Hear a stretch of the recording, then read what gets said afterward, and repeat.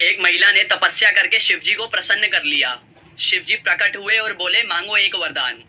महिला बोली, प्रभु मुझे एक नहीं 3 वरदान चाहिए। शिवजी बोले, ठीक है चलेगा, लेकिन मैं तुम्हें जो दूंगा उसका 10 गुना मैं तुम्हारी सास को दूंगा।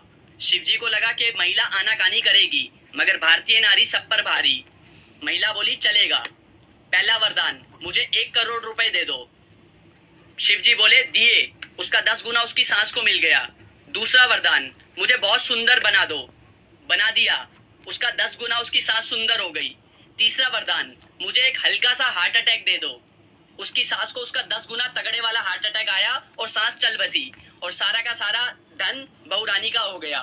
तब से शिवजी त्रिशूल लेके उस आदमी को ढूंढ रहे हैं जिसने कहा था कि औरतों के पास दिमाग नहीं होता।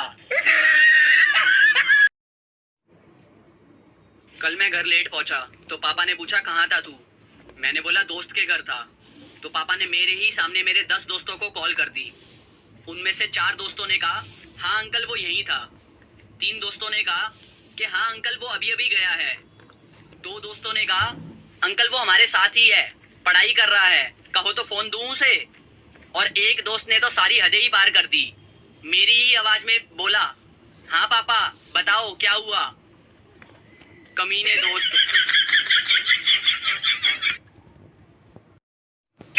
एक बार 2 लुटेरों ने प्लान बनाया कि इस बार बैंक लूटने चलते हैं। उन्होंने बैंक में घुसते ही बंदूक बैंक अधिकारियों पर तान दी। लुटेरों के मुखिया ने बैंक में मौजूद लोगों को चेतावनी देते हुए कहा, सब लोग तुरंत हाथ खड़े कर लो, और असिस्टेंट मैनेजर को बोला कि सारे पैसे इस बैग में डाल दो। फिर डर के मारे उसने सारे पैसे बैग में डाल दिए। फिर उनमें से एक लुटेरा जो कि डिग्री होल्डर था बोला कि पैसे गिन ले। मुखिया बोला, बेवकूफ, वो टीवी पर न्यूज में देख लेना, इसे कहते हैं एक्सपीरियंस। लुटेरे 20 लाख रुपए लेकर भाग गए। बैंक अधिकारी ने कहा, पुलिस में कंप्लेंट करवाएं। मैनेजर बोला, 10 लाख और निकाल लो, और जो हमने 50 लाख का गबन किया है वो भी इस लूट में जोड़ दो, इसे कहते हैं अपॉर्चुनिटी। फिर टीवी पर न्यूज आई, बैंक में 80 लाख की लूट हुई। लुटेरों ने कई बार रुपए गिने पर 20 लाख ही निकले। उनको समझ में आ गया कि इतने जोखिम के बाद भी उन्हें